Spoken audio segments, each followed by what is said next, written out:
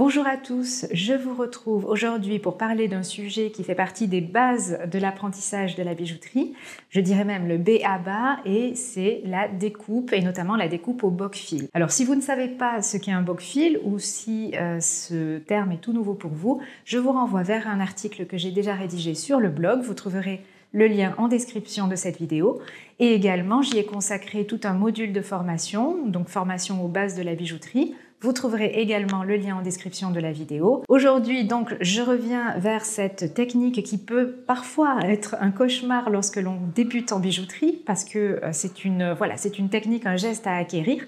Mais je vous promets qu'après un peu de maîtrise de ce geste et d'acquisition d'expérience, cela devient un véritable plaisir que de pouvoir découper ses propres formes. Alors, dans la vidéo d'aujourd'hui, je ne vais pas revenir sur les bases. Pour cela, je vous renvoie soit vers l'article ou mieux vers la formation. Aujourd'hui, on va surtout parler de ce qui va nous aider à découper droit. Parce que découper droit, ça peut être une véritable galère lorsqu'on commence. Arriver à découper tout simplement un trait découpé rectiligne. C'est quelque chose de compliqué lorsqu'on débute, mais heureusement, il existe des techniques et puis des petites astuces pour améliorer sa découpe et c'est ce que nous allons voir aujourd'hui. Je ne vais pas revenir sur les prérequis de base qui sont d'avoir une lame de scie adaptée à son ouvrage, de la bonne grosseur, d'avoir une lame lubrifiée, que ce soit avec un lubrifiant synthétique ou avec de la cire d'abeille, de l'avoir bien tendue et également d'avoir un bon éclairage pour pouvoir y voir correctement et évidemment ses lunettes de vue si on en a besoin. Voilà, et tout de suite, je vous partage 6 astuces pour découper bien droit du premier coup ou presque. Et la première de ces astuces, ça va être de tracer son trait avec une pointe à graver, mais sur du marqueur ou sur un feutre noir indélébile, tout simplement pour mieux le voir. Alors c'est peut-être un peu une évidence ce que je vous dis là, mais si on voit mieux, on découpe mieux. Donc autant mettre toutes les chances de son côté. C'est sûr que si le dessin est difficile à deviner, alors suivre ce dessin va s'avérer bien plus compliqué. Du coup, graver son dessin, en l'occurrence ici un simple trait tout droit à la pointe à tracer juste par-dessus un trait préalable au marqueur noir, va tout simplement permettre d'augmenter le contraste et ainsi on ne peut plus le rater. Mon deuxième conseil sera de regarder son ouvrage de biais ou de côté. Alors là, ce n'est pas une réelle astuce, c'est plutôt ce que j'appellerais un prérequis ou un rappel en bijouterie. La cheville doit arriver en général à hauteur de poitrine et c'est dans cette position exactement que l'on pourra le mieux voir son ouvrage de biais ou de côté plutôt que de dessus. On pourra ainsi jouer avec les reflets de la lumière sur le trait pour le voir et on sera surtout moins gêné par le boc-fil pour voir où est-ce qu'on va avec sa lame de scie. Ainsi, notre vue est plus dégagée et on pourra suivre la découpe, ajuster si nécessaire. La troisième astuce va être tout simplement de fermer un œil pour avoir un petit peu plus de précision. Alors cette astuce ne s'adresse peut-être pas à tout le monde, cela dépend des personnes. Certaines personnes n'aiment pas fermer un œil pour mieux y voir, cela va les incommoder. Alors tout simplement, je vous invite à tester. En général, on a tous un œil directeur. C'est celui qui naturellement va rester ouvert lorsqu'on va vouloir regarder quelque chose de près.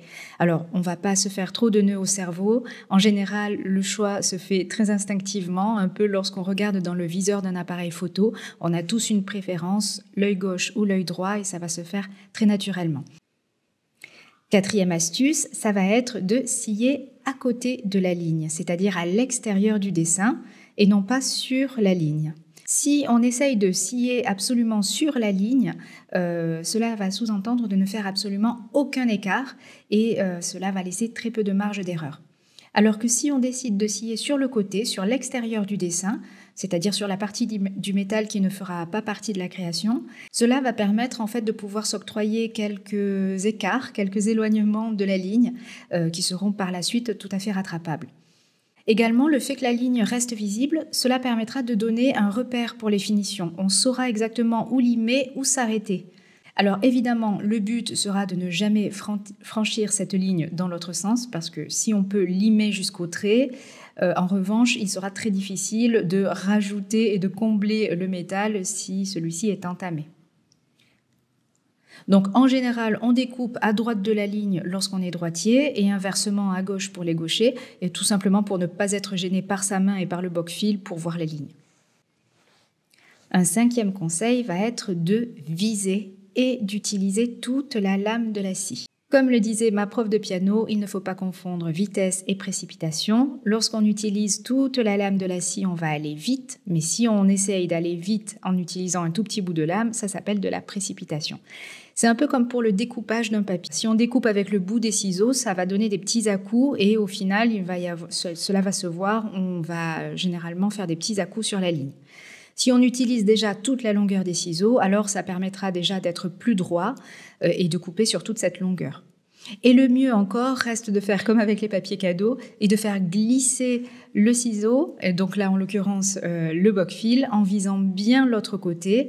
Et ça va permettre d'être beaucoup plus rectiligne, si tant est qu'on ait bien le compas dans l'œil, puisque évidemment ça ne vient pas du premier coup. Du coup c'est pareil en bijouterie. Il faut utiliser toute la longueur de sa lame de scie en visant le bout de la ligne avec un geste ferme mais sans forcer, et ainsi on va éviter les petits zigzags et les secousses. On réservera la découpe avec des petits à-coups, la découpe plus précise, pour des découpes un peu plus complexes, des ouvrages qui nécessitent d'avoir un petit peu plus de précision. Et enfin, un 6e conseil, qui parfois est très naturel, mais parfois on oublie que c'est possible, ça va être de rattraper, lorsqu'on s'est trop éloigné, rattraper son ouvrage au boc-fil tout simplement.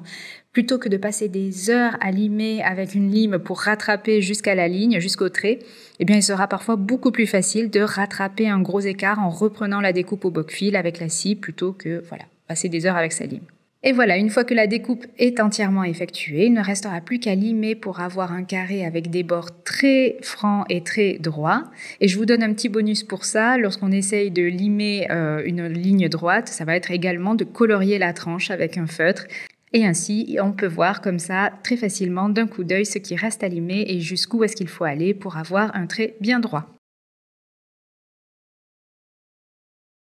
Voilà, j'espère que ces quelques conseils auront pu vous aider à découper plus droit. Dites-moi en commentaire si jamais cela vous a été utile. Quant à moi, je vous dis à bientôt pour une prochaine vidéo. Bye bye!